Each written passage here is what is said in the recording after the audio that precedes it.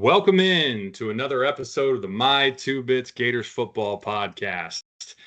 We may need to start calling this Gators Football Anonymous instead. Oh, man.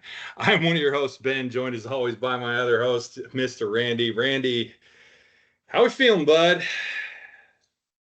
Hi, good afternoon, good evening. My name is Randy, and I am a Florida Gator football fan. That is the correct intro. Oh, B. Well done, Oh, sir. hey. Oh, it's you. Oh, sorry, wrong Zoom meeting. I apologize. I apologize. What's going on, man? What's going on? I'm Yeah, here. man. I'm here. Here we are again with our what's probably soon to be weekly therapy sessions. Hope everybody Yes. joining us feels the same, or probably feels the same. Maybe I don't hope they do, but yeah, we're back at it. We're gonna get through this thing one week at a time as we go through this season, and we'll talk about it. We'll work it out, and we'll go through our points and hopefully find some solace somewhere in the review of the film and everything that we look at here. Because man, this is a tough pill to swallow. So with that, we will be doing our review of USF tonight. Gross. And as always, we'll walk through here in the beginning our intro, our mission, our accuracy disclaimer, our vision, and our agenda. So this is our set agenda, if you will, for these type of pods during the season. So our mission is to provide factual analysis of all things Florida Gator football. Our accuracy disclaimer is that our information will be accurate to the best of our possible ability. We will cite our sources whenever we use them, and all statistical data comes from either ESPN or stats.ncaa.org unless otherwise noted, and recruiting data comes from on3.com. Our vision is to have unfiltered conversation around the product on the field, such that it is, as well as recruiting and overall coaching decisions. Our analysis will be based on review of film, and while that we will express opinion, that opinion should always be based in some form of fact. We will also evaluate strategy and tactics and discuss our observation of player personnel decisions as well as on the field execution. So our agenda, of course, is going to be going through, starting off with our exciting plays, such as they were, in our Oh My section. We'll then review the offense, or lack thereof, in the Chomp segment. Gator bait and go through the defense. We'll then do our visor throw. I wonder what that's going to look like tonight, where we talk about our gripes from the game, our complaints. Probably going to be a couple there. We'll then talk hatchlings and go over recruiting and what's going on there. Probably not good things. I'll stop with the commentary here. Then we'll talk about culture in Pride of the Sunshine segment. Then officiating. That should be interesting tonight. When move back, you suck. And lastly, we'll wrap things up, kind of give a brief summary of where we think the team is and where we go from here moving forward.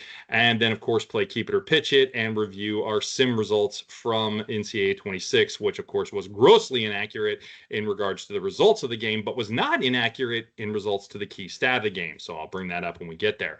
But from there, yeah, we'll kind of tie it all up and sign things off. So with that, let's get started. Try to start things off on a positive note, no matter what the week looked like. We'll give it a shot, right? It's therapy. So we'll talk about the exciting plays. Give me your home my's from last Saturday. I'll do my best and get through this as chipper as I can. I don't want to sound like Ben Stein. This is not a Visine commercial. No. So this is going to be tough, but I actually had 4. I narrowed them down to 3. Again, I'm not cheating this season, folks. I did have a tendency in the past, I admit, to try and sneak in an extra player there. But the first one on the list is going to be VB3, 40-yard punt return. He's exciting.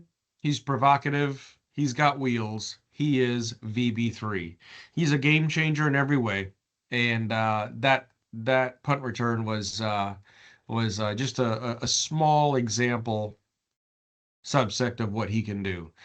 He's really good with picking his lanes. He's got a very super fast so you've got 2 things in players that are fast, right? You've got quickness and fast, and he's a nice combination of both, especially when he puts that first step into the ground. He makes up his mind which way he's going, and he can still be very shifty as well. So VB3, 40-yard punt return, awesome. Second play, Lagway quick slant to Trey for touchdown in the fourth quarter with 12 minutes and change left to go in the fourth quarter, which was our first touchdown of the game. Yep. This is the $12.29. this is the oh my segment. 12:29 in the fourth. Yep. Um, I will say this: in short yardage situations, in a couple of second and shorts and whatnot, I get it. We have this thing called the wrecking ball, but where's that quick slant? Anywhere else? Yep. Where was it? Okay. The rhythm, the timing, the throw, the window was very good. Trey did not have to stretch forward, lean back. It was just right there as Lagway had a nice touch on it for the sidearm. So there you go. Quick slant to Trey. Touchdown. Yay. And the last one, which, hey, I'm trying, B. I'm trying. I know you are. I know you are. It's like pulling teeth doing this tonight, but I get you. Right? I get you.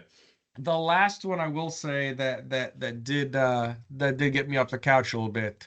6:56 left to go in the third quarter. Our very own wrecking ball. 3 stiff arms. Yeah.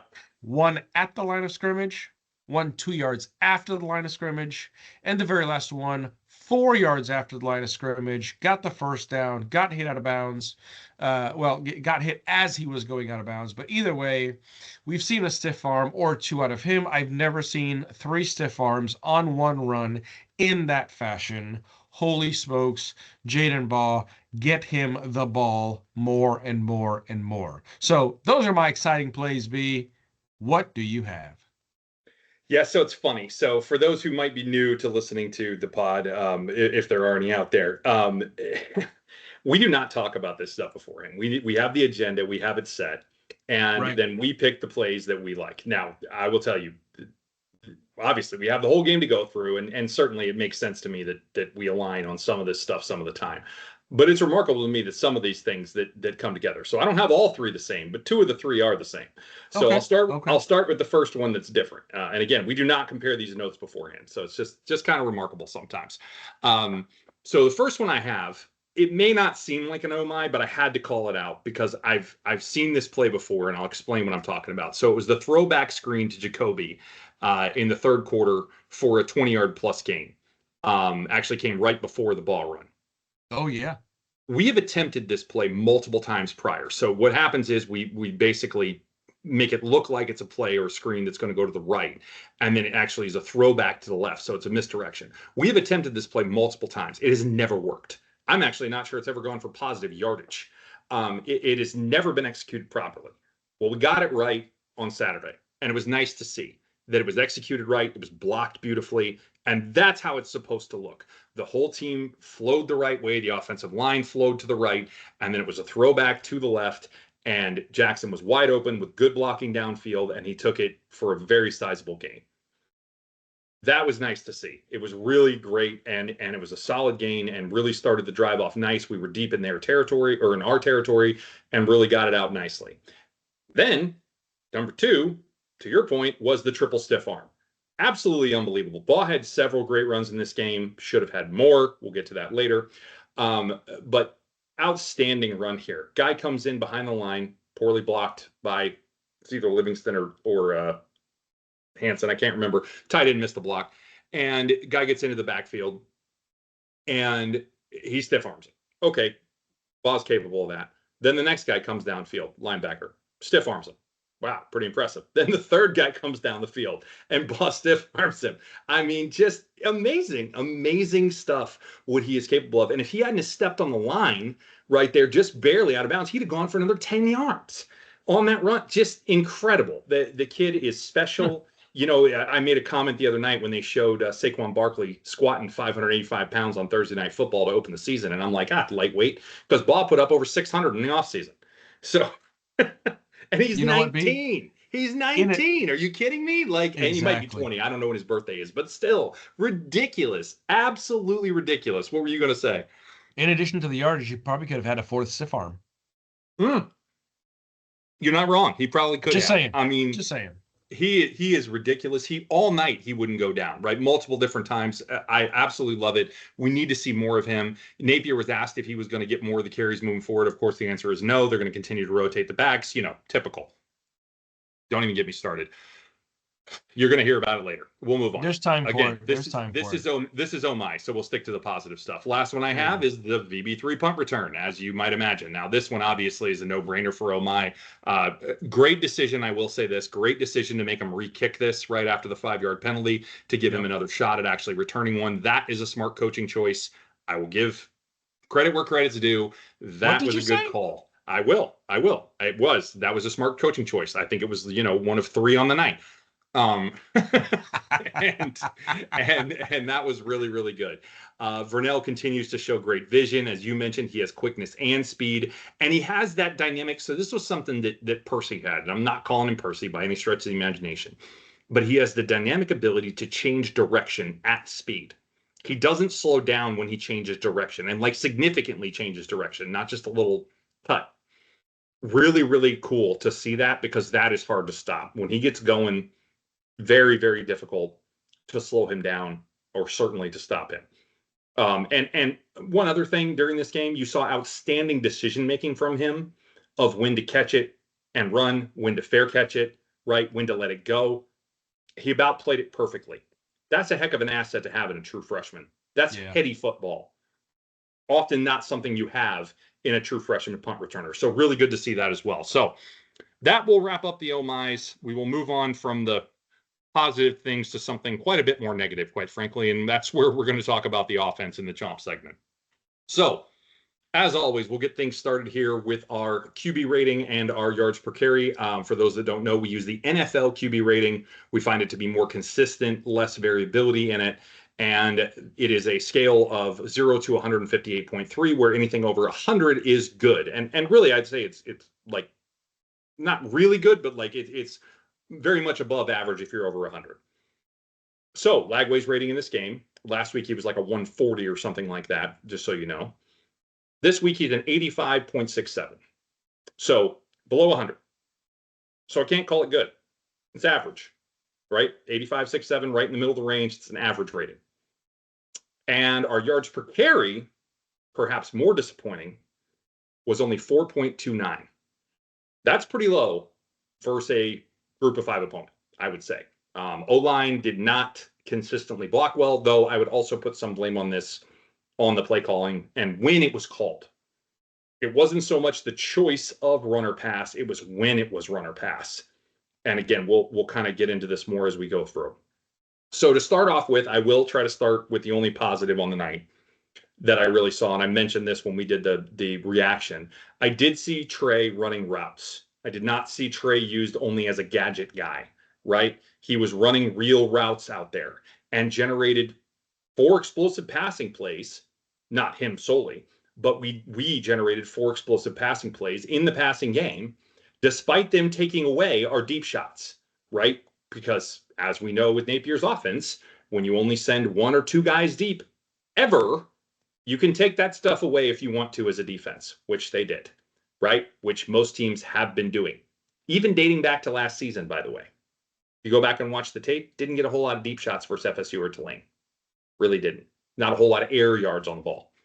But we still had explosive plays in the passing game of 28, 24, 26, and 32 to 4 different receivers. So that's where the positives stop for me for offense. First and foremost, the O-line. The issues continue here, especially on the right side. There was actually a run that I went back and watched because it was to the left and it got blown up. And I was like, what happened here? Because left side is usually pretty solid. Well, turns out this was a kind of a stretch play. It was a left side zone. And so the whole line moved to the left. And the backside, being the right side, got blown up, and the guy came down the line and made the tackle. So even though it was a run to the left, it got blown up by the right side of the line, not holding their blocks. So ultimately, the right side of the line's got a lot of issues, whether it's run blocking, pass blocking. Pass blocking actually was a hair better in this game. Lagway was not under pressure a whole lot. So pass blocking was actually better than what we saw last week. Run blocking was not consistently anyway. We did see it be obviously decent at times, but it was not consistently very good. So that's really a concern. Obviously, you're going up against a much, much better defensive opponent this week in LSU at Death Valley at night. Good luck. it better be better, or we're going to get run out of there, and they might call the game in the third quarter or something. Because it's going to be ridiculous. I know, obviously, that's not a thing we do. I'm just kidding, but yeah, it could get ugly, quite frankly, if we can't run block better than that. So I'll leave that there as it relates to the O-line. Lagway still does not look comfortable. Still looks like a guy who didn't get a lot of practice in the offseason. What's weird to me, though, is he had all the offseason practice the year before and a full season in the offense, and we didn't see this out of him last year. I think this more relates to the fact that teams are taking away what he wants to do with the deep ball, as I already mentioned, and he's being forced to go to different reads because he tends to read the field deep first and then come back down. We've seen that, right? We've seen him have a propensity to throw that deep ball quickly and often. And when that's being taken away very clearly early on, he's having to adjust. I don't think he's doing a poor job at that, but it's not his comfort zone. He hasn't become fully comfortable with that yet. And I think that's a lot of what you're seeing in his uncomfortability, both with throws in the pocket, right? All of these things that we've kind of seen on film these first 2 weeks, where he really just hasn't looked exactly like what we saw him look like last season, right? I also think the play calling did not do him any favors in this game. I think there were a lot of opportunities to work the middle of the field in like the 20-yard range. If you look, that part of the field was wide open consistently, and we just weren't calling stuff there. And what's weird is we typically do call stuff there, right? A lot of the flood concepts usually have a guy going over the middle in about that range on the field. And we weren't calling those plays consistently. We called a few of them, right? VB3 caught a nice one over the middle and went for a solid gain there. But we just didn't call as many of them. I don't know why. Because one of the things Napier typically does is call the same stuff over and over again, right? Well, he did that to a degree, but just not those plays. Really don't know why. Ton of 12 personnel in this game, by the way, too. I don't have the percentages, but way more 12 personnel than what we had been seeing. No idea why we were seeing that. No idea. Really not sure why we didn't have, that normal mix of probably like 60, 40, 11, maybe even 65, 35, 11 to 12. Like this was close to 50, 50. Like there was a ton of 12. Again, don't have an explanation for you as to why. Maybe something they saw with the matchups they thought worked. Clearly they were wrong. Couldn't tell you. Really weird. Don't have an explanation for it, but it looked bad. Third down. Randy called this out in our reaction pod. 4 for 12. I also mentioned this in relation to the Sims. I'll talk more about it later, but we talked about there potentially being a key stat on Florida getting third down conversions. Ideally at least a 40% clip. We did not get that. We were 33.3, of course, 4 for 12, 1/3. And maybe more importantly, what do you think our average yards to go on third down was? I happen to find this stat. Randy, you got any idea on that one? No, please. 7. Yeah, that's the correct response. We also had 3 of them that were 9+. 9+. You want to take a gander what we did on the 9+ ones as far as conversion went?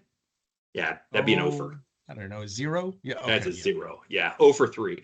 And here's another fun one. We were only 3 for 6 on 3rd and 4 or less against a against a group of 5 school. Wow, that's very bad. Period. No two ways about it. That is bad. Last point, I already kind of made mention of it, but the inability for DJ to be able to throw deep due to the poor play design, right? Due to the lack of dynamic play design that puts more than 1 or possibly 2 receivers deep. And by the way, when you're in 12 personnel, you can't put more than 2 receivers deep because you only have 2 receivers on the field, just so we're clear. And it's not that I hate 12 personnel, but I hate it when it's being called 50% of the time. It's just way too much. When you're not able to throw deep and you take away the thing that your quarterback debatably does best of all. I don't even think it's that debatable, honestly. I think it is clearly the thing he does best of all. 95+ PFF grading on deep ball passes last season. Then you take away one of the best things that your offense can do. And oh, by the way, think what you want about Napier's offense. We talked about this in a previous pod. It is built on running the ball and vertical passing. I'll say that again. Vertical passing. That is one of the core concepts of this offense. Well, you can't do that if you don't have routes that can get open against coverage that is trying to stop that. Now, listen, if they're back there playing deep 4 cover quarters every snap, okay, fine. Then the middle of the field is going to be wide open for the picking. And you can do whatever you want, right? But that's not what teams are doing. Teams are playing a lot of cover 3 against us, a lot of matchup cover 3. That's what mostly we're seeing put out there. South Florida played a ton of it. I saw them in it all night, right? You see those corners back off, right? Run away because they're going deep. You got the single high safety on top of it, right? We saw a ton of it, right? And they're just taking away the deep stuff because they can with cover 3 because there's only 2 guys at most going deep. So it makes it very easy to do. Very rarely is he going to be able to find somebody down there that's open. Or if they are, he's going to have to try to put a perfect pass in between the corner and the safety, right? He's done that, actually. He did a couple times against Kentucky last year for some remarkable throws. But it's not easy. It's hard, right? And the more matchup they play, the harder that gets because then they're more in coverage as they're running down the field. And it's not as easy to slip those throws in there. So that's my take on the offense.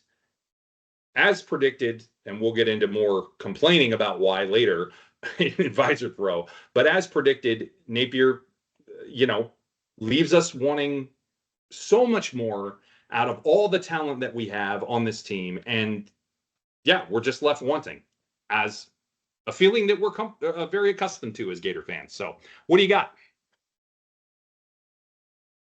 With that being said, no, I'd be as harsh as some of that is to hear. It is what happened, right? That is what we saw. That is what was witnessed. That was what Gator Nation saw, and it was very much cringeworthy, right? So you ain't lying. I'm gonna go through some basic things here. Nothing fancy in my chomp segment, because there wasn't a whole lot of chomp, quite frankly. There wasn't much fancy on the field either, buddy. Right, pretty much. Except for the stupid trick play that, of course, didn't work. There was that. Sure. Oh, Wildcat, Trey, and then back up. Oh yeah, DJ. Oh yeah, he's a receiver. Nope, just kidding. He is a quarter. Oh, just no. Okay, we're just running him out of bounds for a 1-yard loss. Okay, great. So Lagway was 23 of 33 for 69% completion. Not terrible. Great. Whatever. 1 touchdown, 1 interception.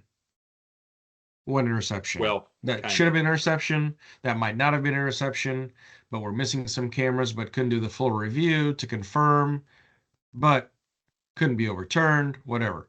6.7 yards per completion.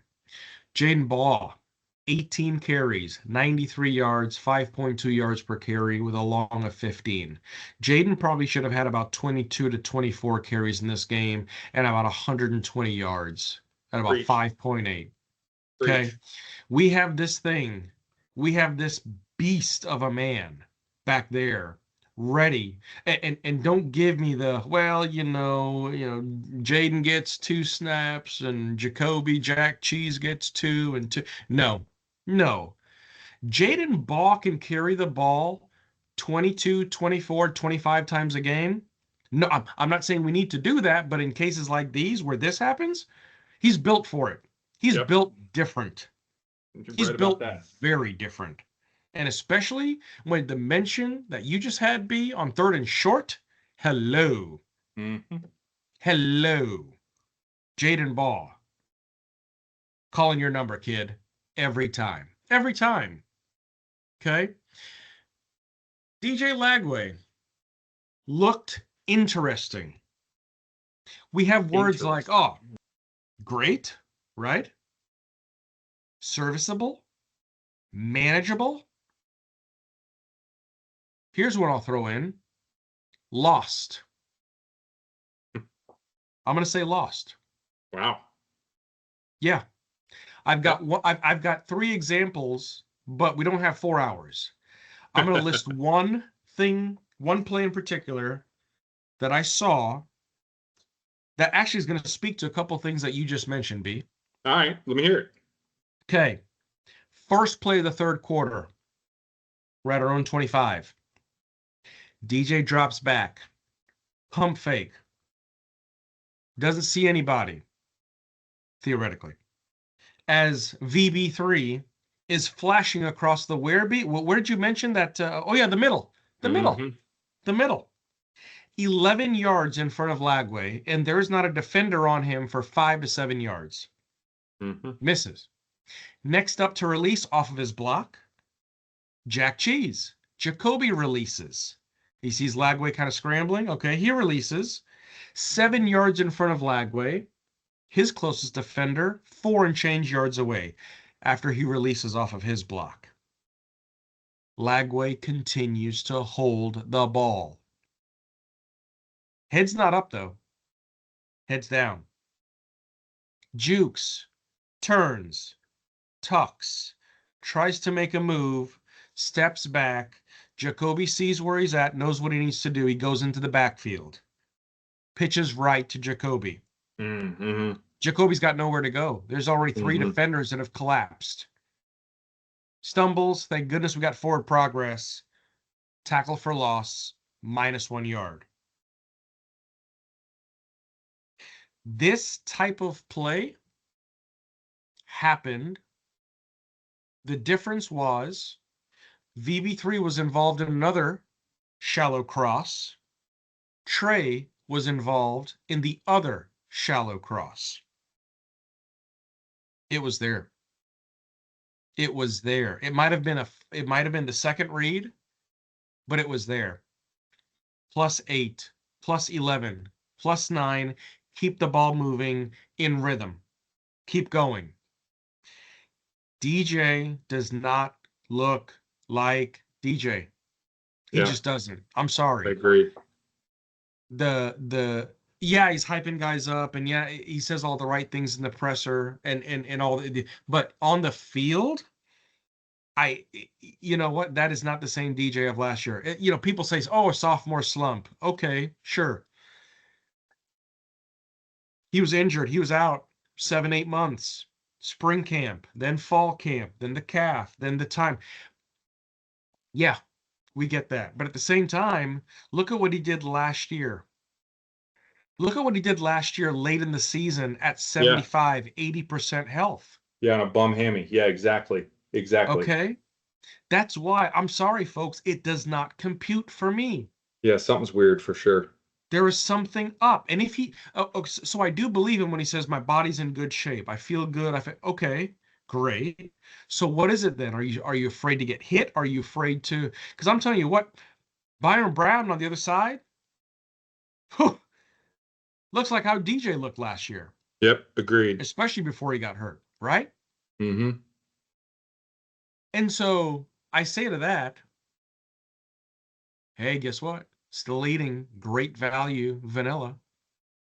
And even worse, guess what? Now, after this game, it sat in the freezer so dadgum long, ton of frostbite on it. Oh my word. Ton of frostbite. It's unbearable. Folks, we have, and B and I talked about it in the pods before the season started, the star quality, the talent, the depth at running back, the depth at wide receiver. Okay? J. Michael Sturdivant. I mean, Mizell got the ball a couple touches, but I mean, seriously. Eugene Wilson finally leads us in receiving, 7 receptions, 60 yards. VB3, 5 receptions, 56 yards. Hayden Hansen, 3 receptions, 40 yards. Jacoby Jackson, 2 receptions, 24 yards. Great. A long of 32, 24, 28, 26, as B mentioned. Yep. But seriously, all of that for what? You get into the red zone and you get into 3rd and 7 and 3rd and 4 and 3rd and 2 and you forget what to do. Or you call things that don't make sense, but yeah. Or you call things that just plain out make 0 sense to what we are trying to accomplish. Why? Yep. Because your offensive coordinator is also thinking about this over here, and he's also thinking about that over there, and he's also thinking about being the head coach, and he's also thinking about personnel, and he's also thinking about the price of rice in China. I don't know. Sorry, I threw that in there. But to that end, Chomp segment's not looking too good. We are not Yeah. chomping, because I'll tell you what, with a group of 5 opponent and scoring 16 points in the swamp with DJ Lagway as our quarterback, I would have said no damn way. Sorry. I'm stopping it there, B. Yeah. They're all fair points. I think the Lagway thing is curious for sure. Something's up there. I agree with you. I don't know if he's still hurt and they're just not saying it. I don't know if he's just really dealing with comfortability stuff, but something's weird there. Something's off. He just doesn't look the same. And I don't know what it is. I don't know. It's also a quick side note. Where's the RPO? Because there were like 2 RPOs in the whole game, and they weren't even like good RPOs. Like, where's that? Because that should be, I mean, that should be a part of the playbook here. That we got every reason to have that be a threat in this offense. We talked about it, like, and it was supposed to be from everything that we were being told and heard. Where's that? Because I have not seen it at all. Oh, so you saw a lot of crazy too. Oh, what? B, it was on the field. It was on the, oh, wrong team. Sorry. Well said. Well said. All right. So speaking of the other team, let's transition over to defense. Get us started. What we got for Gator Bait? Gator Bait. Here we go. All right. So I tell you what, man, and you know what? We did not do this. We probably should do it, but USF, here you go. You get some flowers. You get some patchoulis and some daisies and some sunflowers. Came into the swamp, came into some hostile territory, and you did what you had to do. Okay. Byron Brown, 23 of 36, 263 yards, 7.3 yards reception, 1 touchdown, and a big 66-yard gain because of a coverage bust. We'll get to that in a second. Mm-hmm. Byron Brown, 95.02 QB rating, 4.41 yards per carry.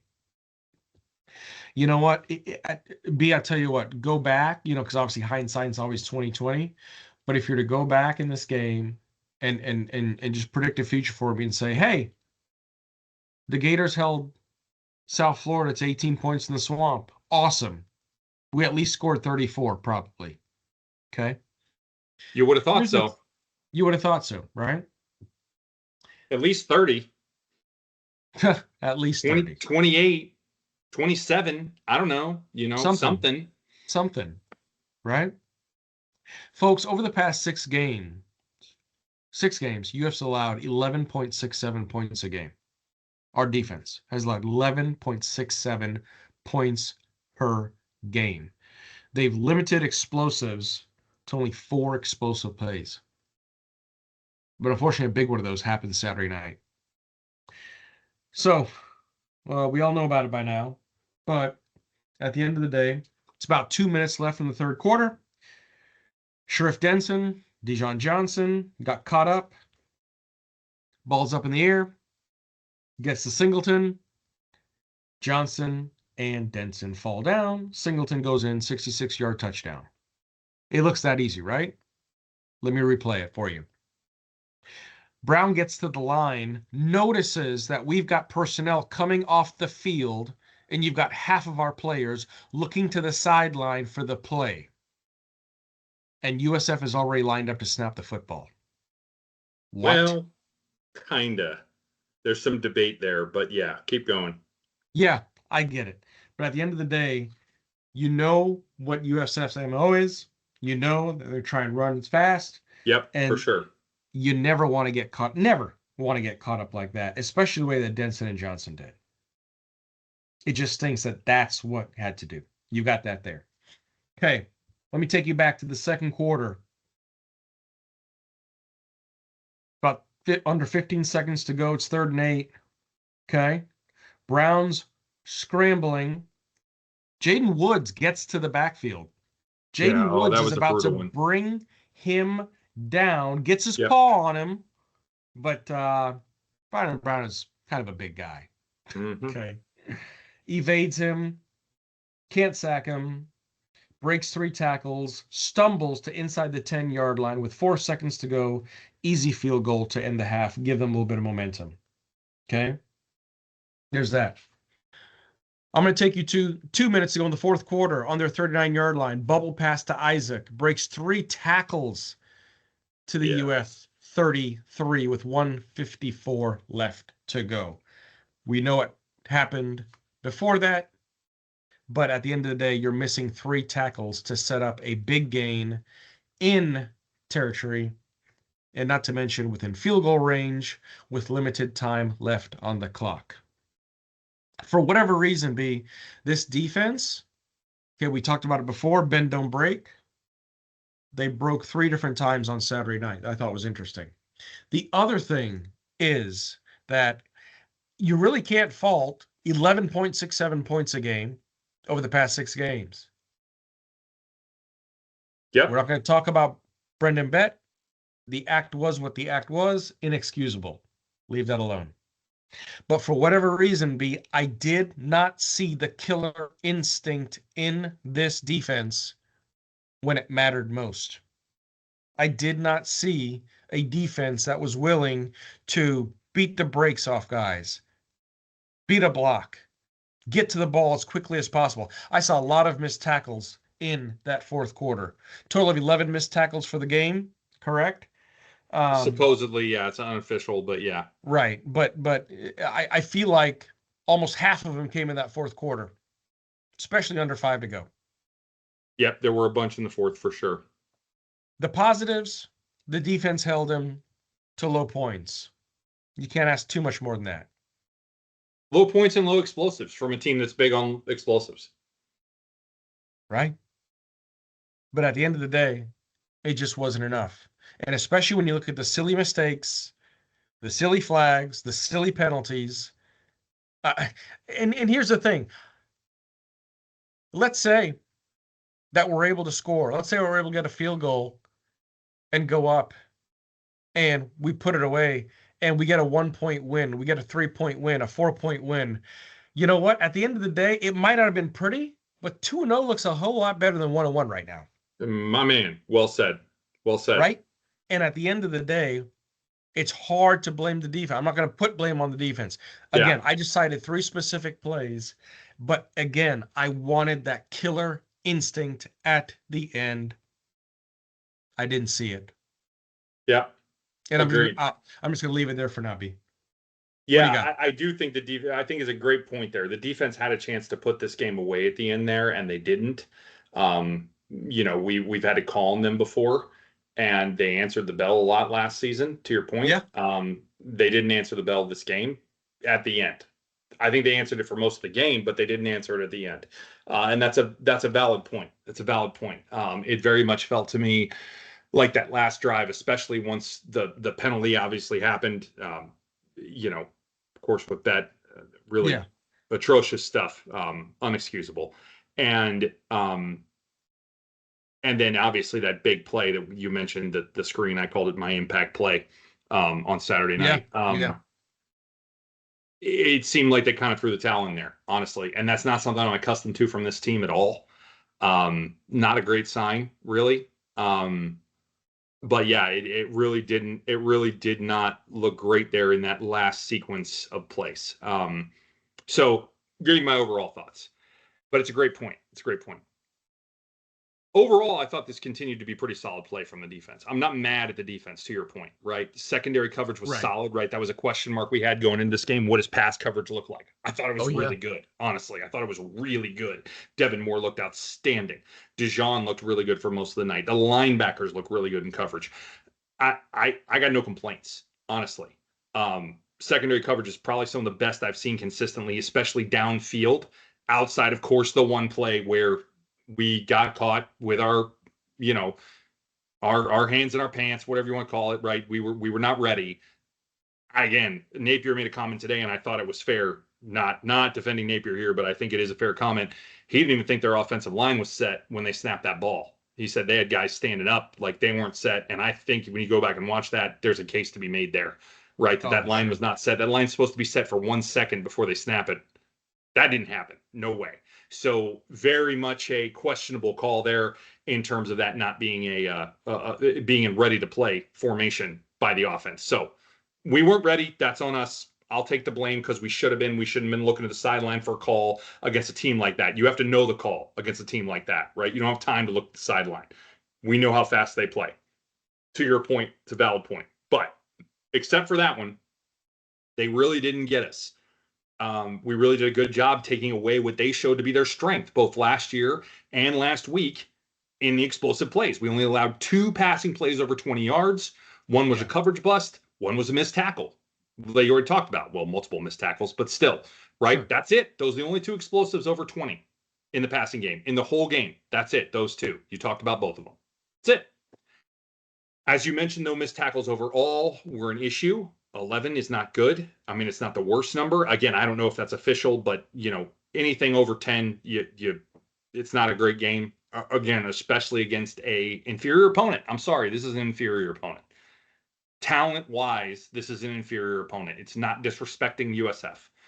The talent on the roster does not match the talent on our roster. Not close, quite frankly. I don't have the talent composites in front of me. I can pull them and I'll let you know, but it's not close. Nope. Surprising considering what I saw in the tackling in week 1. I thought the tackling in week 1 was excellent. It was not excellent on Saturday. It was not horrible, but it was not excellent for sure. Other positives I saw from the defense, though, still really good gap discipline. Still didn't overrush the quarterback, right? We hurried Brown 7 times. Only got the 1 sack because he's elusive and big and tough to bring down. So we missed on our sack number, but the hurries were there to get him. 7 hurries. That's a lot, right? Again, not many tackles for loss in this game. And 18 points is not bad to give up to an opponent that has a good offensive scheme and who executed well, which both things happened, right? They executed their game plan well. They're a good offensive team, right? In terms of their scheme, right? They don't always execute it great, but they did on Saturday. And you gave 18 points up. That's okay. Like, that is okay. That is not a bad number. You just have to expect that your offense can score 20 at home against a group of 5 defense. I mean, what are we even talking about? I'm not putting it on the D. I'm just not. Was it a perfect game? No. Could it have been better? Yes. I wouldn't call it subpar. It was probably, actually, I would have rated it as above average, to be honest with you. Not great, but not bad. That's it. That's all I got. I'm not going to go any deeper than that. I'm not going to hate on them. I hope they continue to play well because they have played well, and I hope they keep doing it because we're going to need them, clearly, because this offense is a train wreck. So we're going to need all the defense we can get. So keep it going, D. Appreciate you. Doing good. Keep it up. That's where I'm at. Fair enough.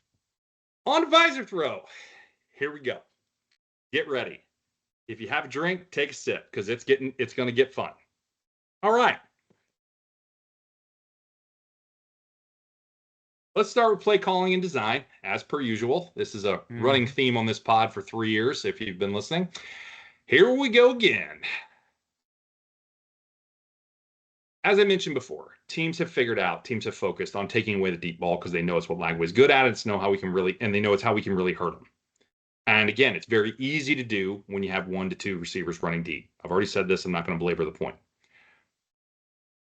But if you see that happening and you're an offensive coordinator, what would you think a good counterpunch might be?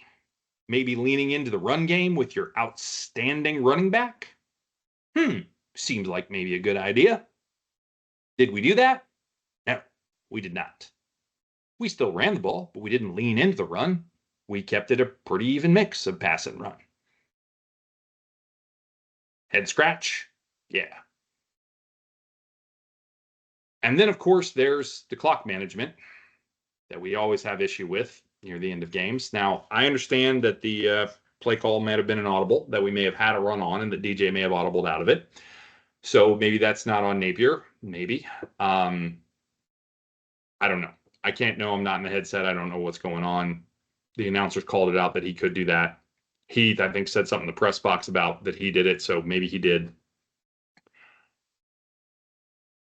But ultimately, coach is responsible if he's not, overriding that or whatever else the case might be, or teaching him that in that particular circumstance, you've got to run the ball, even if it's into a loaded box. There are rarely times when I say run into a loaded box, but that is one of them, right? Because if you run it 3 times there and force them to use all their timeouts in the 2-minute warning, then it's a very different situation at the end of the game there, right? It's not the same clock situation that you're dealing with. So that's point number 1 is, of course, the poor clock management that we continue to deal with. So next up is I want to quote Billy Napier's presser from last night, or from Saturday night, excuse me. A reporter asked him, I don't know who, what were your thoughts on the play calling tonight offensively? Napier responds, I think there's a ton of missed opportunities in the game early. I think that we shot ourselves in the foot quite a bit. I think we played from behind the sticks. Penalties were a major issue. I think we probably were. We didn't get it done in the second half. We had 7 possessions and 6 punts. To me, when I think about it, I think about the second half. I think there are some opportunities to make some plays, but I also think we contribute to that as coaches. I'd like to watch the tape before I comment on that, but in general, I think it's a combination of both. That's how I would say it. So first of all, buddy, when you're calling the plays, we need to get by this we thing real quick. It ain't we when you're the one calling the plays. If you're going to own this thing and you're going to insist on keeping play calling and not hiring an offensive coordinator, it is you. It is I. There ain't no we. And I don't want to hear it anymore in a press conference. It is I, because you were the one doing it. So if there are opportunities that are missed because of play calling, which is what the question asked you, then I don't want to hear the word we come out of your mouth. Period. This is ridiculous. And this is the reason why I get into my next point, that Billy Napier needs to be fired. He has needed to have been fired since week 3 of last season. I got on this train then, and I stopped being on it when Scott Strickland said that they weren't going to fire him. And I said, okay, I'm not going to keep preaching it. If they've announced that they won't, fine, I'll shut up about it. And it was great to see the team do what they did to close out the season. That was terrific. It was fun for everybody involved if you're a Gator fan. But at the end of the day, this does not work. And he refuses to change. He refuses to hire an OC. Said in the press conference today that he is the one calling the plays, and he will not change that. Shocker, not. So ultimately, he needs to be gone. The sooner, the better. Today is fine. Tomorrow's great. Anytime will do, as long as it's soon. He needs to be gone. Period. This does not work. You are wasting the most talented roster Florida has seen in a long, long time. I know there'll be fallout. I know everybody will hit the transfer portal. I understand it will be a rebuild process. I do not care, because that is better than what we are dealing with now, than watching a team that has a sky-high potential play like a bunch of mediocre scrubs because they have no ability or capability to do any better because of the limitations that are being put on them by their play caller. I don't care if it's harsh. I don't care if you don't like it. It's the truth. That's my visor throw. What do you got? First of all, I hear you. Secondly, I thought it was actually going to be worse. Good job with the composure. Okay. I thought that was pretty bad, but all right. I appreciate that there. No, don't get me wrong. Visor's very dirty. Very dirty. Terribly dirty. But yeah, you did a good job there composing yourself. Well done. Well done. Well, thank you. I appreciate it. First one I'll say is spot the ball. Yeah. Nice. Really? Yeah. Apparently not. That didn't age well. Yeah, no, it didn't. Right? No, it didn't. You know, what else didn't age well? What? Oh, scared money don't make money. There it is again. I tell you what, he's got some great one-liners. The problem is your one-liners aren't good when they can be used against you. Mm-hmm. Okay? Yeah. Spot the ball. Where are we spotting the ball exactly? Not NCAA 26, because it has a completely different take on this team. Well said. Well said. So, I'll say it like that. Next up, you're a 17.5 point. Even Vegas is still like, scratching their heads. Sam Hill just happened. Yeah. Right? 17.5 point favorite. Now, granted, again, USF, you got Flowers. You came in. You gritty, tough, scrappy, did what you had to do. But 17.5 point favorite, over under, I want to say it was like 56.5. Something like that. And you played like it was what? Like the spread was 3? Seriously? A buddy of mine put it best. Uninspired football. Yeah. Yeah. Can't say I disagree, right? Yeah. Next up, and this is one thing I never thought I'd have to say about this team, but I will say it now. Lack of discipline. Yeah. The penalties are one thing, and I tell you what, especially with what happened with Jalen Carter of the Eagles, former Bulldog, just saying. Bet you know better. I get it. High intensity, emotional. I get it. But guess what? You no longer are an asset. You're a liability to this team. And that's sad to say because you had a great showing in your first game as a Gator. Yep. Was what it was. Okay. Next up, egg on my face, B. I got egg on my face. Okay. I have egg on my face. Preseason picks. 9-3. Well, What I picked 8-4. So do I. I feel like our good friend Jim Moore. Playoffs? Yeah. Playoffs? Yeah. 9-3? Right here, I was thinking it's like LeBron in the announcement. Not 1, not 2, not 3. Yeah, right? except you're counting losses. Except I'm counting bingo. Right? Bingo. There's that. Last thing. No timeouts. No timeouts used until the second, because the first timeout was used earlier in the second half. Second timeout was used with 22 seconds on the clock. The last timeout was used with 18 seconds on the clock. 22 seconds, 18 seconds. Okay. USF had the football and started driving. Okay.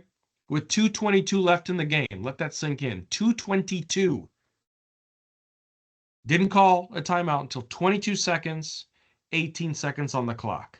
B, I like what you said about quoting him post-game. Let me quote him post-game. When was asked by a reporter about the clock management situation. Yeah, and I heard this. I know where you're going to go, but go ahead. Quote unquote, regardless of when the timeouts are called, it's going to end up about the same. So I actually agree with him there. I'll tell you what, I don't. Okay, go ahead. And here's why. It's 2:22. I realize some mayhem just happened, but at the end of the day, you can't call a 30-second timeout sooner. You can't try and group your defense, get them a breather sooner, and sub some guys out, get some fresh lungs in sooner. Okay. Right? We can't do anything to create an awareness of around, guys, we can't let them cross half field. We can't let them cross the midfield. Can't let them cross midfield. We can't get in field goal range. We can't get in field goal range. I need every fresh body available to rip his head off. Okay. Point taken. That shows what I mentioned about the defense finishing the game. No killer instinct. I got you. Folks, I remember there was a time where the old ball coach would say things like, well, we didn't run the score up, you didn't stop us. Okay? This man is so nice. Yeah. He just thinks, okay, well, we only got 2 timeouts. It's 2:22. They're going to do this, because, you know, he's a good scripter, right? He can play things out in his head like that. Yeah, that's true. 2:22 or 22 seconds. They're still going to end up kicking it. Right. And you mean to tell me you can't play into the psychology of that? You can't infect or impact how that remaining 2:22 is played by when and how you call the timeout and what you say to your defense? I'm sorry. B, I've long stood behind this guy. I understand people are hard on him. It's a tough job. It's a tough fan base. But at that point in time, I'm sorry, I have lost faith in Billy Napier. I'll say it. I haven't said it before. I'll say Wow. it. No, you haven't. You have not. That's actually a huge statement. Okay. Yeah, you want to spot the ball, Billy? How about this? Draw a line. Draw a All line. right. That's it for visor throw B. So I love your take there. I love the psychological side of that. So I was thinking about it just purely from clock management, right? From clock management, I agree, right? The way he said it with them having a timeout, right? And if you stop it early and then they have to go quicker or whatever, like because they don't have one, it's different, right? But because they did, it's not the same. So like from a clock management standpoint, I think his take is actually totally valid, right? Because they screwed up earlier and didn't make them burn all of them, right? In terms of the drive they had before we punted, right? Yeah. With what we already talked about. Clock management wise, I agree with him. But your point is well taken, sir. And I think you're spot on. I think psychologically speaking, you're right. There's no killer instinct there. You're right. And I think that is absolutely true with him. He might be too nice. He might be too nice. In fact, I almost think he probably is. And I think that doesn't help him in a lot of situations in this game because you kind of got to have that at least between the lines, right? You don't have to have that outside, but you have to have that between the lines. You have to kind of be a jerk, and he's not. And I think that's actually a really well taken point. And a part of me sad to hear you say that. Not because I think it's wrong. I think it's right. Obviously, been on that train for a while myself. But Sure. but I think to your point, you have to draw a line somewhere, and I think it's good that we're drawing it, because it needs to happen. Now, obviously, for the record, none of this is going to happen. He's not going to be fired, at least not right now. Right. I don't know that he'll be fired this season, quite frankly. I think it depends on how this stretch goes of these next 4 games. We won't get into a big discussion about it right now, but I think just short version is I think it's unlikely that we win any of the next 4 games we have on our schedule, quite frankly. I think 1-5 is in play, but I don't know that 1-5 gets him fired, for the record, as crazy as that sounds. I think it can. I think 1-3 can get him fired. It all depends on how things look. If we're competitive, because these next 4, obviously, we play 3 top 10 teams in the next 3 games. That's wild. And 4 top 20 teams in the next 4 games. So if in that 4-game stretch or in the next 3-game stretch or in the next 2-game stretch, we get smoked out of the building multiple times, yeah, he's likely going to lose his job before the season's out. I would be shocked if he didn't at that point. But if we're close, if we're competitive, even if we lose them, if we lose close ones, right, that we had a shot to win at the end, I don't think he goes anywhere, even if we lose them all.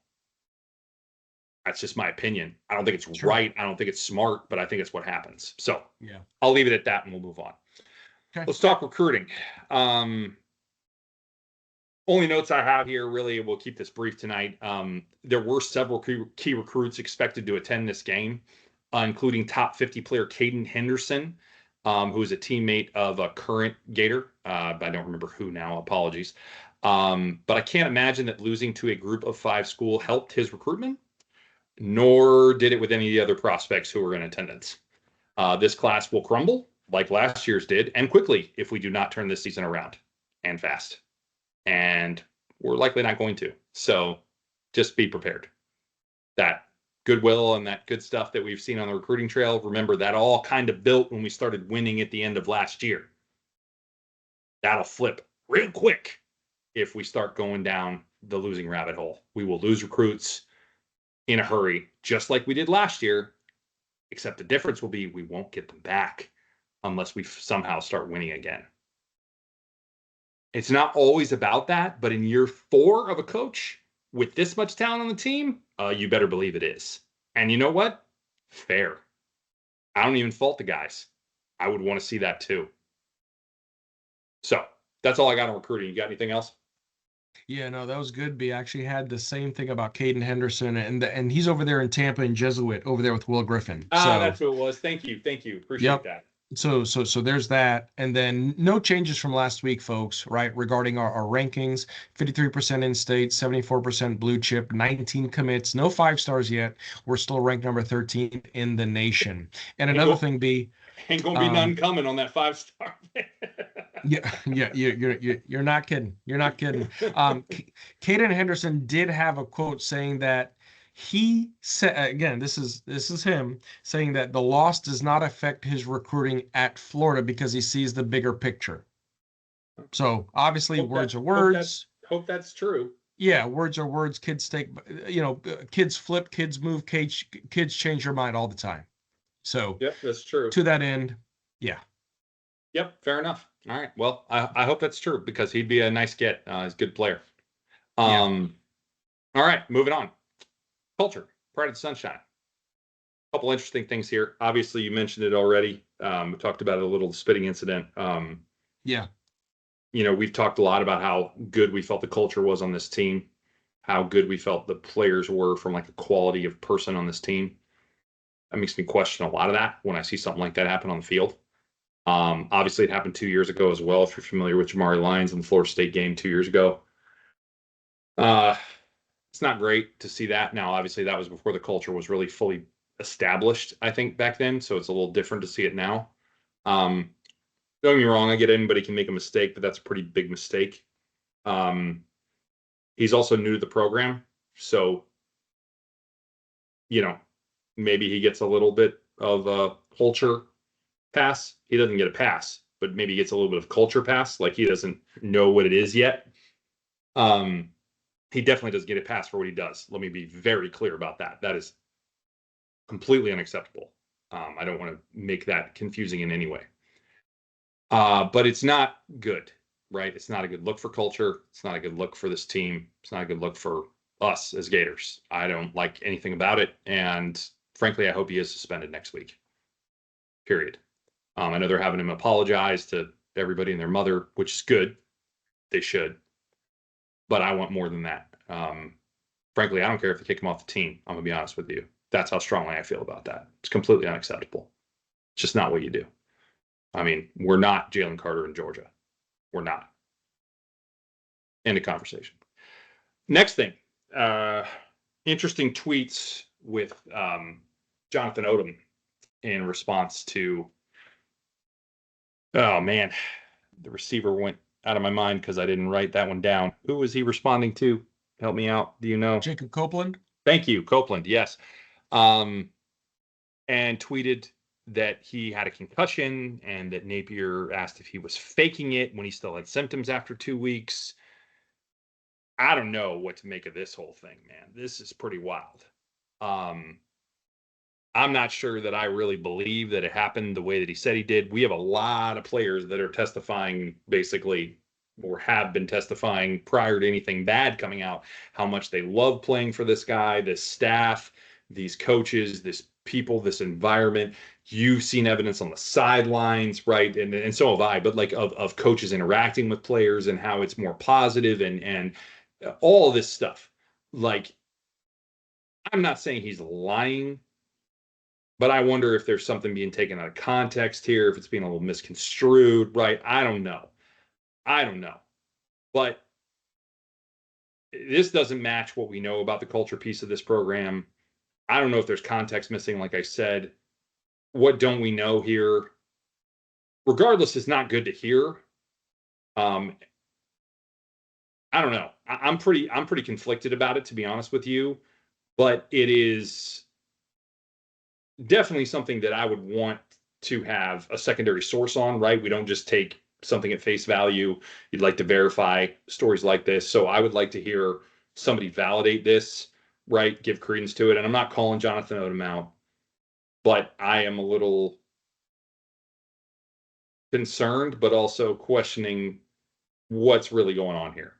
So that's the thoughts I got on culture. For this one, thought there were some interesting things that came up in regards to this. Where are you at? Yeah, yeah, a couple of things. Um,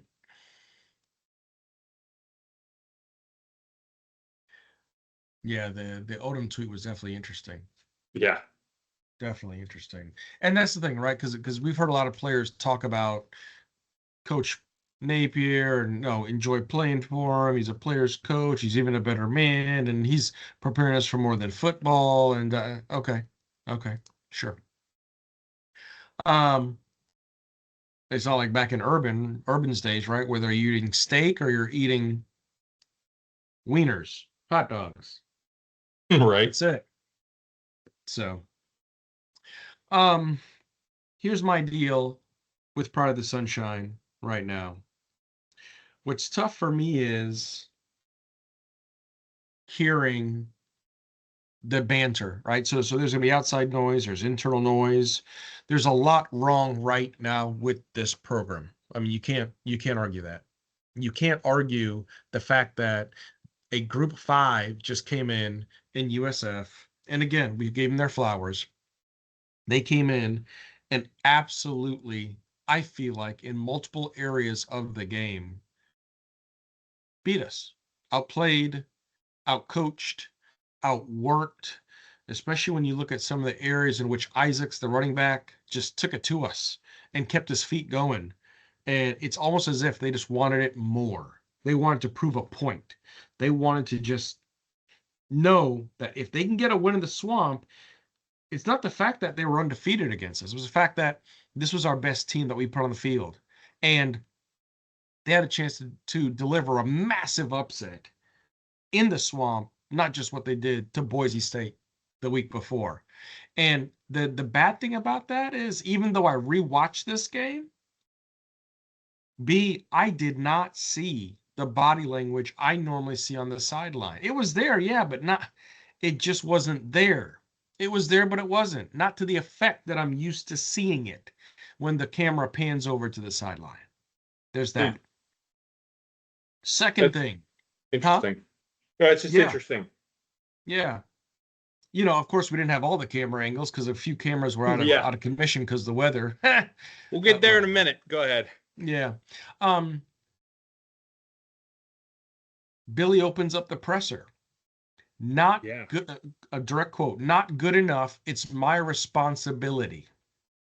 Yeah. Yeah. Yeah. It's your responsibility. Period. Because you want to fall on your sword about being the play call. Yeah, you named Russ Callaway offensive coordinator in Yeah. name only. That's it. Yeah. That's it. You're calling the plays. You believe that's what got you here. No, the organizational discipline is what got you here. Because that offense that you run might be successful in the Sun Belt, but not in the SEC. My man. Period. It's year 4. No more excuses.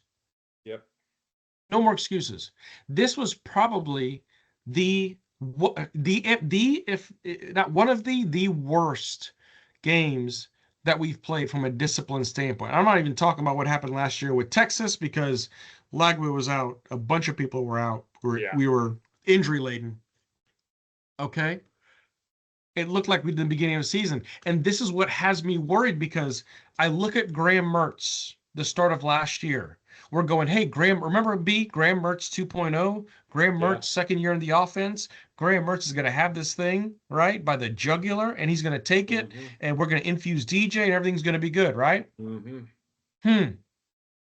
And then we said, oh, Mm-hmm. hey, DJ, sophomore year. He's got control. He knows, okay, he's been banged up, but he knows the offense. He knows his guys. Mm-hmm. I see where you're going here.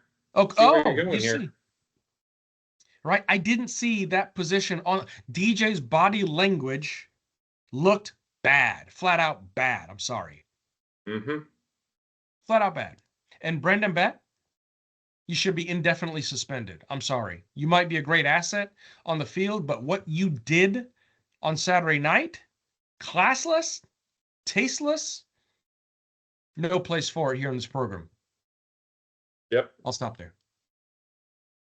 No, it's well said on all points, and I really actually like your point about USF and how they kind of came in and seized the opportunity and everything else. Like, one of the things about a team having a great culture, right? Look at Saban's teams. And I Yeah. do not like Saban, for the record.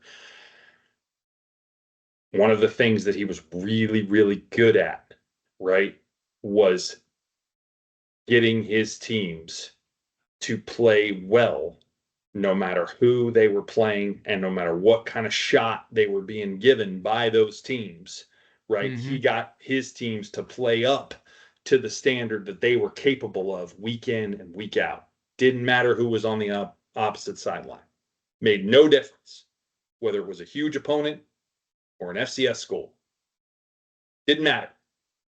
Bama played the same. I hate them. I really hate them. The Yeah. team, not Saban. I don't hate a person. Um,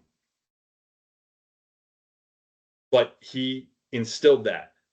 And that's what a good culture looks like.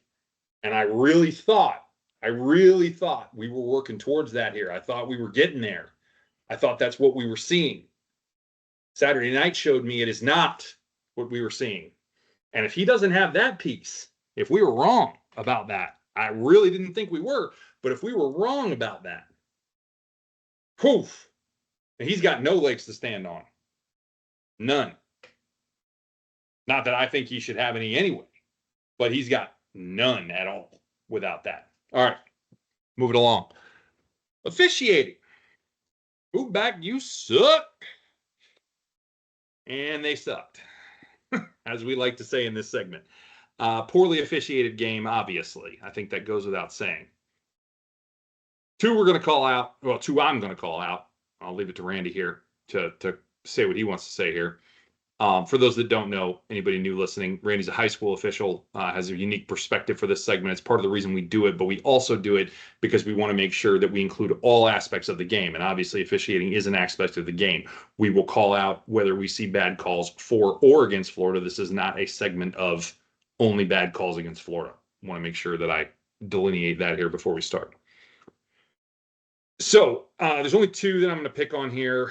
One is obviously the interception you made issue of earlier. Review was definitely limited on this because of the camera situation. So for those that don't know, there was some weather in the area that apparently affected some cameras and caused some of the replay cameras or the review cameras to actually have to be removed from the field. Still don't know the particulars on that as to why they had to be removed, but they did. And that was still going on when the interception happened. And we saw on TV, at least, the replay angles that we were given exposure to were not great. Now, there were shots given after the game that made it blatantly obvious that this ball was not an interception. It hit the ground. It was not caught. However, I'm not sure if the officials were able to see that or not. We don't know. For those that don't know, you don't always see all the replay angles that the officials see when you're watching replays on TV. The officials, both locally and in the review center. Where is the review center for the SEC? Randy, I don't even know. Is it in Birmingham? I don't know where I they believe fall that Birmingham out. into. Yep. Yeah, okay.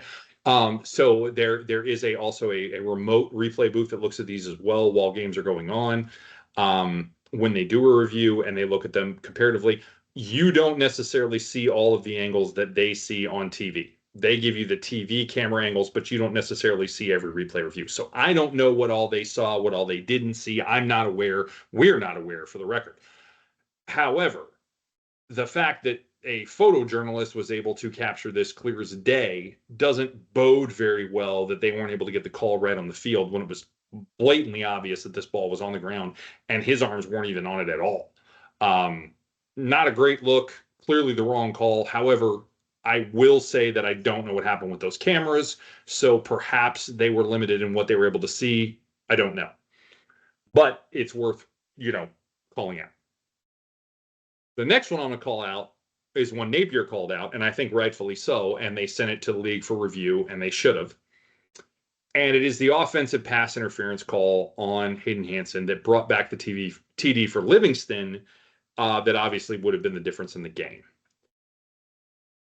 Simply put, this wasn't offensive pass interference by any definition that I'm aware of. or how I am aware of the rule, and I'll defer to Randy on this, but ultimately Hansen went out, ran a route. It did not pick the defender, pick being like in basketball where you set a pick, right? There was no rub, there was no pick that offset Livingston's coverage. That didn't happen. And the call was based on him putting his hands on the receiver. And I guess they were saying he blocked him prior to the ball getting there. Now, first of all, any contact that was made was about a half second before the ball got there, which did happen. But this was not a block. He simply like put his hands on the receiver or on the defender, excuse me, and like outreach them, which happens all the time in route running. Like you see it constantly. It was not like he put the guy on the ground or pushed him down. I mean, he just touched him. I thought it was a ridiculous call. I don't know what they were looking at personally, but that's all I got. I'll defer over to you. I'd love to get your thoughts on that one and any others you'd like to discuss. Go for it. Yeah, I'm going to go in reverse here, starting with your last as my first. All right. That OPI on Hansen is absolutely ridiculous. Okay. Absolutely ridiculous as far as having anything to do with the play. As far as, here's the other thing too. It's almost as if I think that's a great example when you talk about basketball, setting a pick and a guy goes flat on the ground. Okay. Yeah. Hayden had his hands on the guy, but that was it. Like just to body him up. Nothing more, a whole lot less. And that's what was called. It did not affect the outcome of the play, the result of the play, nothing. Nothing. And leave it up to Steve Marlowe, SEC official, and his goonies to call another poor game. It's unreal. The second one I think you had was the interception replay. Yeah. How is that even possible? Again, it always befuddles me. And don't get me wrong, folks. In high school football, we don't have replay. We got 5 on the field. In playoffs, we've got 7 on the field. We do the best we can. It is bang bang. We do have a code on our crew when we're during a game. If someone sees something, we throw a flag. Remember, you can always pick up a flag once you discuss it with your crew. Okay? That interception, I want to say, what was it? A Canon EOS Rebel with a telephoto lens? How does that catch it from the 30-yard line? Yeah, I don't know. No pun intended, because it wasn't caught. Seriously, you see the ball. Nice. You see the ball and the grass, and you see his arms around the ball, not under the ball. But again, irrefutable evidence, can't be overturned. The ruling on the field stands. It's crazy to me that you have those sets of eyes on the field. Then you have the sets of eyes that are in the stadium. Then you have the sets of eyes that are in Alabama. Why have it anyways? I'm just curious. If we're not going to get it right, why have it? Why have 3 layers? Why bother? Why have zebras if we cannot go and hold them accountable to what they just called? There's a lot. We get it. It's flesh. It's human eyes that we see things with. It's bang, bang. No problem. Understand it. Do we need to put more officials on the field? Because I'll tell you what, I know our crew, when we do a high school game, we operate a lot better with 7 than we do with 5. Right. Our keys are different. Our zones are different. But seriously, guys, come on. And then what was the first one be? Oh, that was the only 2 I had. Okay, then that's it. Yeah. Here's the thing. At the end of the day, you really can. It's tough to complain about certain things, but it's really tough when you go the week prior and you've got none. You have 0 penalties, and you're like, "This is great. Oh, good discipline. Oh, good this." And for the record, the crew last week, hodgepodge of a crew, right? We had Conference USA, we had ACC, we had Sun Belt, we had SEC. This was an all SEC crew, I believe. Yeah, and really interesting. We talked about that in the stands last week too when we were there. Yeah, interesting that the hodgepodge crew seemed to call an excellent game, right? And it's not because we didn't have penalties. We went back, we looked at it. Like we discussed there was one that could have been called on us that maybe should have been called on us. But beside from that, we couldn't really find much that wasn't flagged that should have been on either side. Like, it looked good. This week, we find multiple, again, some of the holding calls. Yeah, they were holds by letters of the law, but if they didn't have anything to do with actually affecting the play, why are we calling that? Like, if it's not impacting the play, why are we flagging it? Like, there's holding on every play, right? We that's the common expression. Pretty much. So why are we flagging something that's not going to affect the play? Like, it just doesn't make any sense. So, like, you're telling me the hodgepodge crew of a bunch of guys that don't, call in the same conference, like, it doesn't send a good message to me when you see a crew that does a great job, at least to our eye test, and again, your eye test, who is an official, like, and then we go the next week and it's an SEC crew and they look like crap. Like, that doesn't send a good message about what's going on with SEC officials. And we've had this problem before, quite frankly. Now, there are some SEC crews out there that are good. We've experienced those. We've seen those, and we don't complain about those. But there's some other SEC crews that are not good. So we'll see what happens as the season goes along. But this continues to be a frustrating piece for both of us. It's difficult at times for sure, because it does impact the game. Now, should this have mattered? I think this is important to call out. Should it have mattered that this happened? No. We play better. This doesn't matter. Period. So I'm not faulting the officials. I'm not saying they lost us the game. Not at all. We understand human error is a thing. Was it more than it should have been? Yeah, we think so. And we evaluate that because we think it's important, but we are not saying that they stole the game from us, that we should have won if they had called it better. Whether that's true or not, it doesn't matter, because in this game, we cost ourselves this game. Let me be very clear. Yep. Very clear.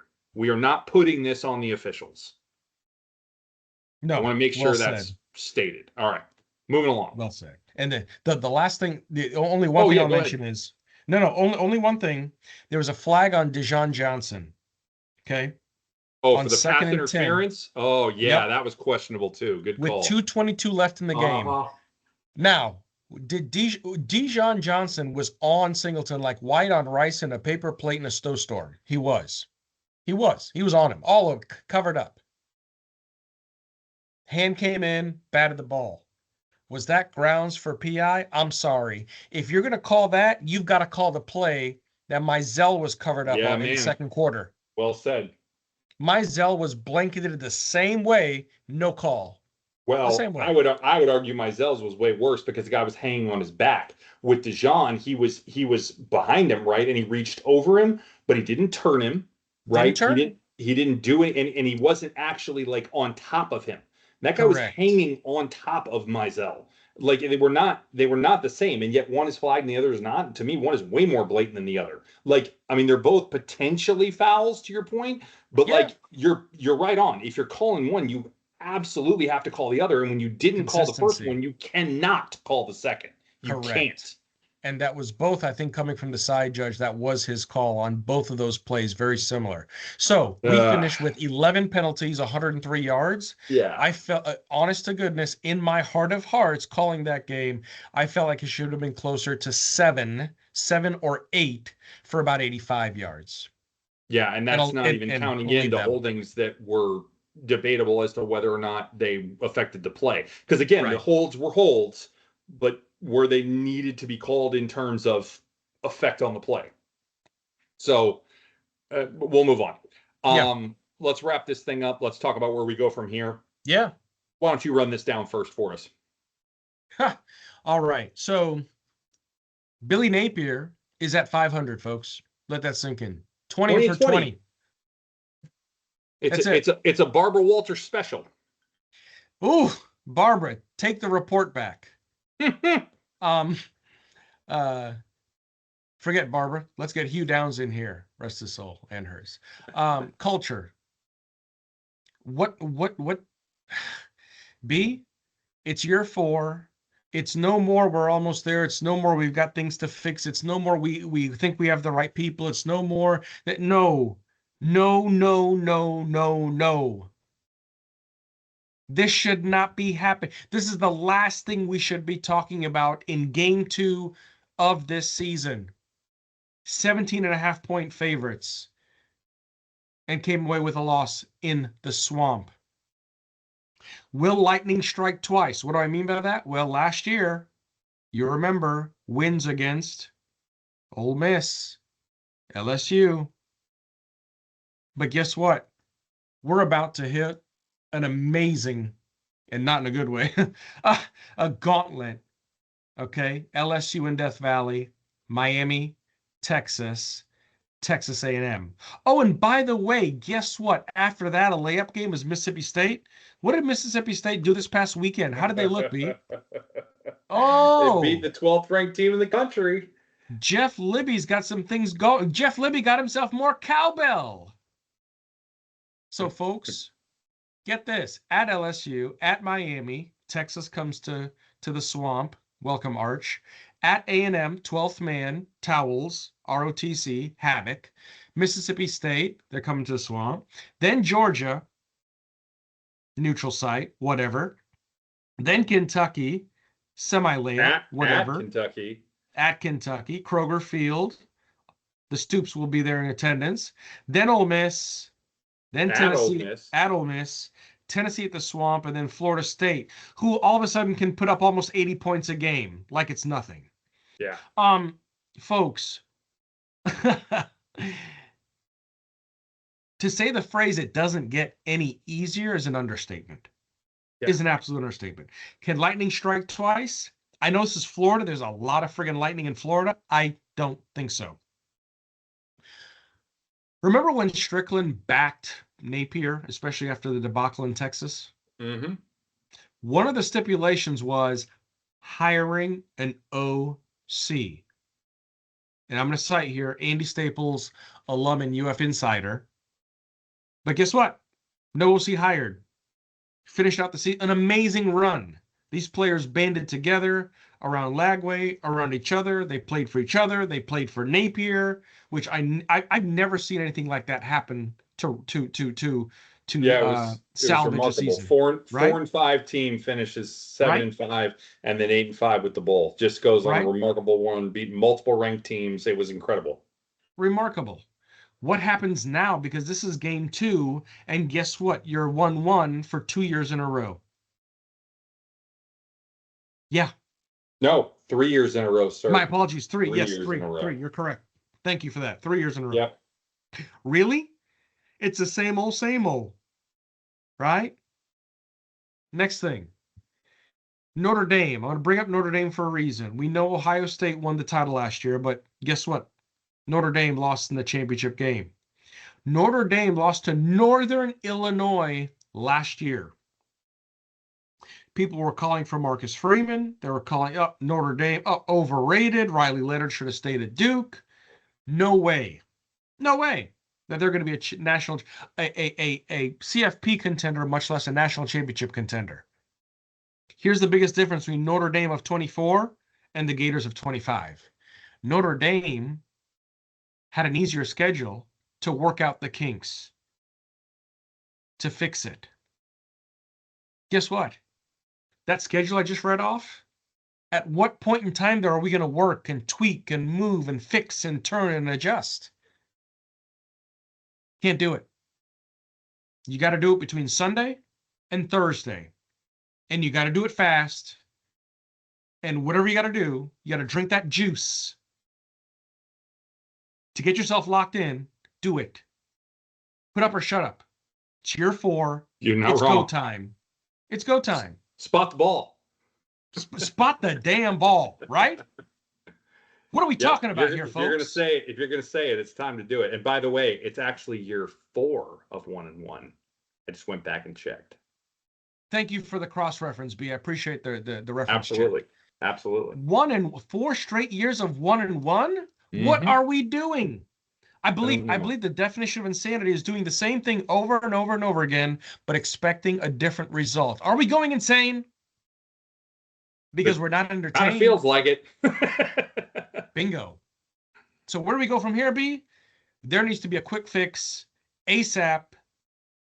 Bootstraps need to be pulled up, tightened.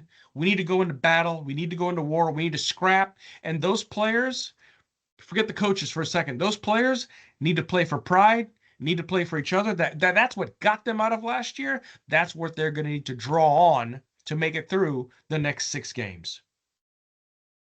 Yeah, it's well said and beyond, really, because the back end of the schedule doesn't look as easy as it did to start the year. Not that it looked easy, but it's looking a lot harder now. Yeah. So I'll draw your attention to something that happened last season, and it's been brought up on a couple different message boards I've seen or Facebook or whatever. Notre Dame, they lost to NIU, that's Northern Illinois, week 2, and then they ran the table for the rest of the season, and obviously went to the national championship game. That's not happening here. Let me be very clear. However, I think the point is that you can lose a team or lose a game, excuse me, to a team that you shouldn't, and you can use it as a galvanizing point and rally. We did that last year, not necessarily around losing to a certain team, but we were able to galvanize at the end of the year and rally, right? Is that possible here? Maybe. I don't know. Yeah. But the possibility, I suppose, exists. We did see some positives the week, right? I do like what I'm seeing from the defense, and defense does win championships. Again, not this year, but it does win championships in general. So it does give us something to build off if that defense continues to play well. And I do see things, I see elements of things that could be building blocks for the offense if they're able to do things better in certain situations. But again, you have a huge handicap with Napier being your play caller. You just did. Been saying it for almost a full calendar year now. Well, really beyond that, but definitively for a full calendar year. Having said all of that stuff to try to put some kind of positive spin on this, I think that's incredibly unlikely. I think this is almost certainly going to be a very poor season, despite the talent on this team, despite how that shouldn't be the case. I think we'll get a win or two we don't expect, maybe, right? Like Texas looks kind of beatable to me right now, watching their first 2 weeks. It's not just Ohio State. I didn't think they looked that good last week at all, or this week, I guess I should say at all. Arch is still not anything to write home about, quite frankly, if you watch the film on him.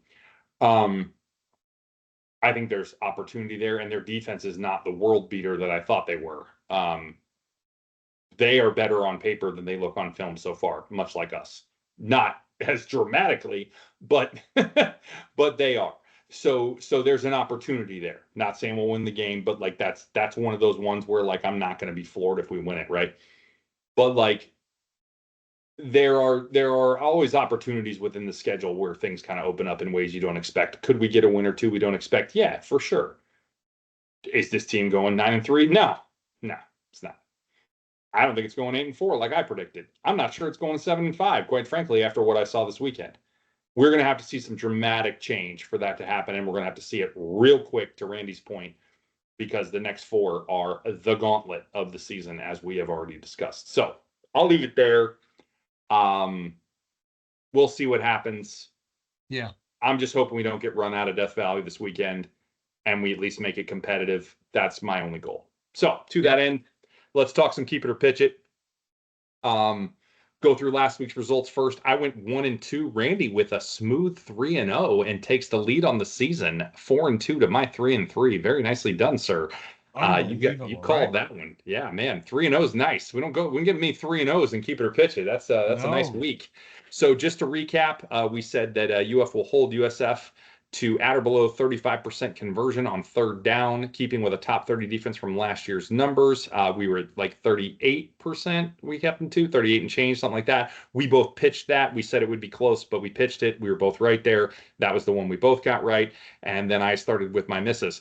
The UF defense will rush Byron Brown effectively on Saturday night and accumulate at least 3 sacks. Kudos to you for realizing he would be as tough to bring down as he was. We could have gotten 3 sacks in this game, but we didn't.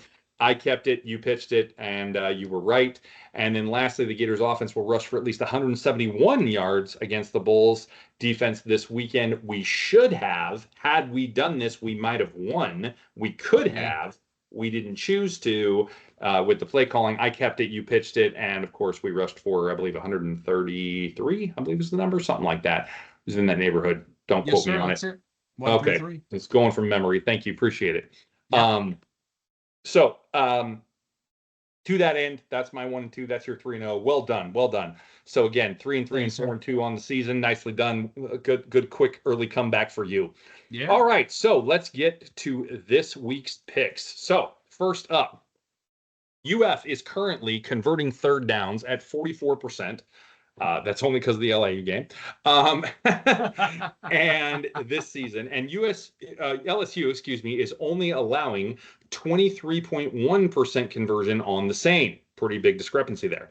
UF will make the most of their opportunities on Saturday in Death Valley at night. So we're not stretching this too much, and convert at least 35%, the same number we had for USF last week. 35% of their third downs. So will we convert at least 35% of our third downs this weekend? Keep it or pitch it. Tough number, B. I don't know what to think about it. I think we're going to be somewhere around 30 to 33, so I'm going to pitch. I am with you. I am pitching as well. I agree it's going to be close here. We could go over this.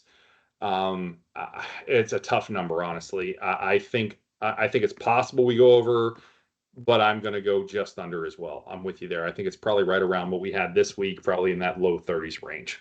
All right, Next up.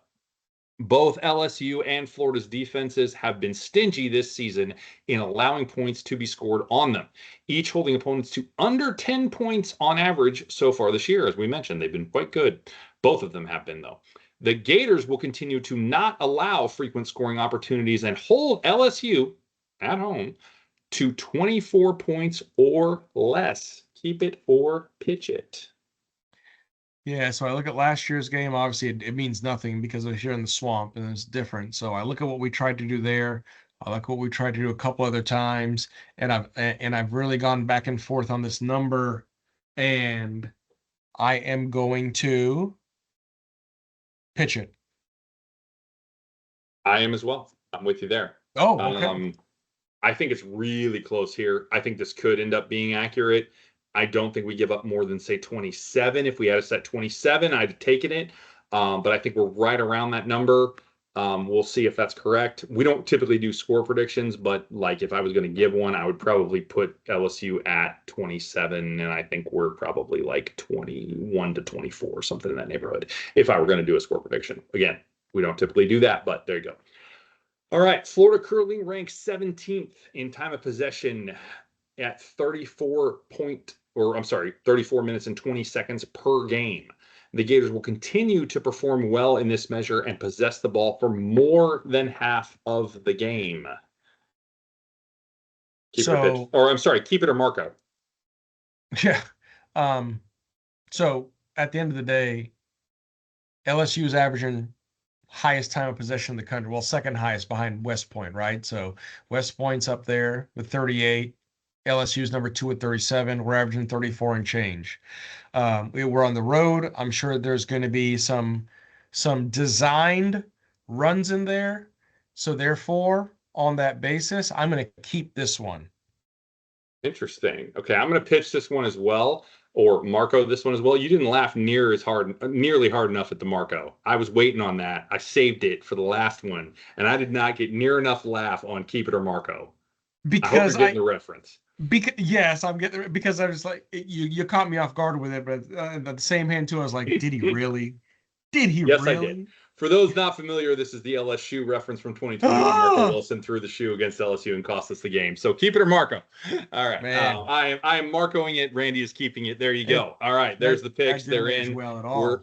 No, it did not. No, it did not. I figured it was been long enough. We finally beat LSU last year, so I figured I could say it right, because we hadn't beat them since, the shoe throw since LSU. So this is the only one we differ on. So we'll see how it goes. Somebody's going to end up gaining up ground somewhere. So, all right, let's talk about some Sims. So the Sims have been incredibly unreliable in outcome predictions so far this year. They were incredibly reliable last year, interestingly enough. We didn't know that going in, but they ended up predicting 12 of 13 games accurately last year for Florida. Crazy, right? Wish I had known that going in. Maybe would have, done something beforehand. However, Yeah. they have been unreliable this year. They predicted us 10-0, so no chance to lose against USF. There you go. That's all you need to know, right? 10-0. Yeah, that didn't happen, obviously. So super interesting what's going on there. They predicted us 9-1 at LSU at night in Death Valley. Don't ask me why. And I've run this game in particular previously in this, going back to when the game first came out and running all kinds of different variables and everything else. I've probably run this game 100 times, and I would tell you we've come out as 80% winners in it, all at LSU at night. Don't ask me why. Something about the game and this matchup, it likes us in this matchup. I would not take that worth anything. Do not make that bet. I'm just going to tell you right now, do not make that bet, everybody. But because, again, it's been historically unreliable so far this year. Reliable last year, not reliable this year. So, however, what has been interesting, as I mentioned before, is the key to the game stat, if you will, that we've come up with from this, which is why we do this. We don't do this to predict the outcome, because I know it's not a reliable thing, or we don't anticipate it to be a reliable thing, I guess is what I would say. We do this to find a key stat that we can look at, right? Well, what we found from this game was, interestingly enough, time of possession. And in all 9 wins, we possessed the ball more than half the game. In the one loss, we did not. So if Randy's right, and we do possess it for more than half the game, it'll be interesting to see if we end up winning, because according to NCAA 26, at least, that would be the deciding factor. So be interesting to see if that comes true. Again, as I mentioned last week, we needed to, again, even though we won all 10, all the close games we had with USF, we did not convert at least 40% of our third downs. As we well know, that didn't happen. And then, of course, we had a very close game, but of course lost. So while it didn't predict the outcome right, that key stat of the game was very accurate in predicting a close game. Very interesting. So that piece of it has been pretty on point, I would say. So having said all of that, time of possession is going to be your key indicator, at least according to NCAA. We'll see if that's true. I don't know if it is. It's fun to watch. We do this just for fun. It's just a neat thing to look at, and another vantage point to kind of look at for the game. So that's why we do it. We don't take it seriously. I don't want to come off like we do, but it's just something that we like to look at and something that I put in. And I run all kinds of numbers on this and look at offense and defense and yards allowed, points allowed, all that stuff. This was the one that kind of came out as being the key indicator. So we'll take a look at that, see if it comes true. Maybe it will, maybe it won't, but we'll find out. So with that, I think we're ready to wrap this thing up. It's a pleasure to bring this. Really appreciate. We've had a lot of support and response to the pod lately. Can't say thank you enough for that. Do want to put out there that if you've enjoyed this and you've liked the content, please do like it on whatever platform you're listening to it on. If you would like to hear more of it, please subscribe. Really appreciate that. It does do good things for the algorithm, so we do really appreciate it. And yeah, I just say thank you from there and turn it over to Randy to sign us off. Yeah, man. Look forward to it. Of course, as you know, next game, LSU this Saturday, Death Valley, creepy. I get the chills just thinking about it. We're gonna do our rapid reaction of that after the game, and then of course Monday the 15th, our breakdown and analysis of the game at LSU. So don't forget about that. And wherever you are, whenever you may be listening, thank you for taking the time, and we will see you around, Gator Nation.